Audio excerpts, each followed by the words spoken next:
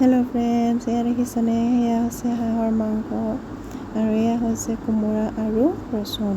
যিহেতু হাঁহৰ মাংসৰ লগত কোমোৰাটো ধুনীয়া লাগে খাই। আৰু এইফালে দেখিছেনে কেৰাহীত তেল দিয়া হৈ গৈছে। তেল দিয়াৰ পাছতে ইয়াত মছলা আৰু পিঁয়াজ, মছলা হৈছে আদা নহৰু পেষ্ট আৰু পিঁয়াজ। ইয়াতে এই তিনিবিধ যিহেতু সাধাৰণকৈ দিয়া হয় আদা নহৰু আৰু পিঁয়াজ, এইখিনি ভাজি লোৱা হৈছে। এনেদৰে সকলোৱে ভাজে, কিন্তু ইয়াত এটা বিশেষ মছলা দিয়া হ'ব, যিটো মছলাৰ গোন্ধত আপোনালোকে গোন্ধটো বহুত ধুনীয়া ওলায়। এয়া দেখিছেনে, এই মছলাবিধ হৈছে এইবিধ। আৰু এনেকৈ দিয়াৰ কাৰণটো হৈছে যে শুকানকৈ যেতিয়া মছলাখিনি দিম তেতিয়া তেলটো অলপ শুকাই যায়। সেইটো কাৰণে এই মিশ্ৰণটো পানীতে অকণমান গুলি পেলাই দিলে তেলৰ পৰিমাণটো কমি নাযায়, অলপ কমিলেও বহুত বেছি কমি নাযায়। এয়া দেখিছেনে, ইয়াতে দি দিয়া হৈছে ধুনীয়াকৈ। আৰু এয়া ধুনীয়াকৈ এতিয়া ব্ৰাউন কালাৰ নোহোৱালৈকে ধুনীয়াকৈ ভাজিব লাগিব। আৰু এই মিশ্ৰণখিনি যেতিয়া সুন্দৰকৈ ভজা হয় তেতিয়া এটা ইয়াত ধুনীয়া গ্ৰেভি, কালাৰফুল গ্ৰেভি এটা দেখিবলৈ পোৱা যায় মাংসখিনিত। সেইটো কাৰণে এনেদৰে ভাজি লোৱা হয় মছলাখিনি, পেষ্টখিনি, গোটেইখিনি মিশ্ৰণখিনি। যেতিয়া এনেদৰে ভাজি ল'ব, কালাৰটো চাবচোন কিমান ধুনীয়া উঠে। ইয়াত সকলোখিনি যেতিয়া ব্ৰাউন কালাৰকৈ ভজা হ'ব, তাৰপাছতে এই মাংসখিনি দি দিয়া হৈছে। এয়া দেখিছেনে, ইয়াতো মাংসখিনি যেতিয়ালৈকে মাংসৰ পৰা তেলটো ওলাই নাযায় তেতিয়ালৈকে মাংসখিনি ধুনীয়াকৈ পানী ছটিয়াই ভাজি থাকিব লাগিব। আৰু ইয়াত দেখিছেনে, 4টা নহৰু দি দিয়া আছে ইয়াতে।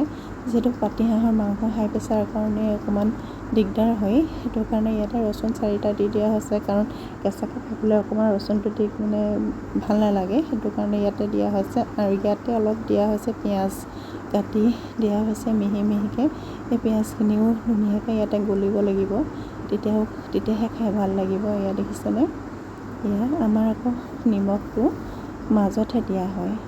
এয়া নিমখটো দিয়াৰ পাছত অলপ ভাজি ইয়াতে ঢাকি দিয়া হ'ব। ঢাকি দিয়াৰ পাছত ইয়াতে পানী ছটিয়াই অলপমান বনোৱাৰ পাছত এয়া আলু আৰু কোমোৰাখিনি দি দিয়া হৈছে ধুনীয়াকৈ। এইখিনি ধুনীয়াকৈ ভজাৰ পাছত ইয়াত পানী দিয়া হ'ব। সেইখিনি যেতিয়া অলপমান সিজিব, আলু আৰু কোমোৰাখিনি, ইয়াতে অলপ পানী এড কৰা হ'ব। যিহেতু পানী অকণমান এড কৰিলে বস্তুটো ধুনীয়াকৈ সিজে। ইয়াত দেখিছেনে, ইয়াতে ঢাকি দিয়া হ'ব। ধুনীয়াকৈ ভজাৰ পাছত এইখিনি ঢাকি দিয়া হ'ব। ঢাকি দিয়াৰ পাছতে আকৌ ধুনীয়াকৈ ভাজি এইখিনি দেখিছেনে ধুনীয়াকৈ ভাজা হৈ গৈছে এইখিনি। আৰু ইয়াত বহুত বেছি আমি জোল নহয়, ইয়াতে অলপ গ্ৰেভি টাইপ হ'ব। এয়া দেখিছেনে, ইয়াত পানী এড কৰি দিয়া হৈছে। এনেকৈ যদি পানী অলপ অলপকৈ দি বনোৱা হয় তেতিয়া গ্ৰেভিটো ভাল হয়, গোন্ধও ভাল ওলায় আৰু সেই সকলোখিনি বস্তু ধুনীয়াকৈ সিজে। এয়া দেখিছেনে। আৰু ইয়াতে আমি কোমোৰাখিনি বহুত বেছি গলি শেষ হৈ যাবলৈ নিদিওঁ, ডাঙৰকৈ থ'ম।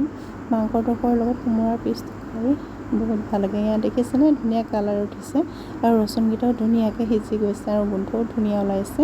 আৰু এইখিনি অলপ দেৰি পাছতে খাব হ'বই। আৰু এয়া হৈ গৈছে। আৰু এয়া আমাৰ আকৌ বনাই থাকিলে টেষ্ট কৰিবলৈ দিব লাগে দেই। এয়া দেখিছেনে, আৰু দেখিছে কালাৰখিনি কিমান ধুনীয়া হৈছে। এয়া আপোনালোকেও এনেদৰে বনাই খাবচোন। খায়েই বাৰু হাঁহে পাতিহাঁহে, কিন্তু এনেদৰে বনাই খাব এবাৰ।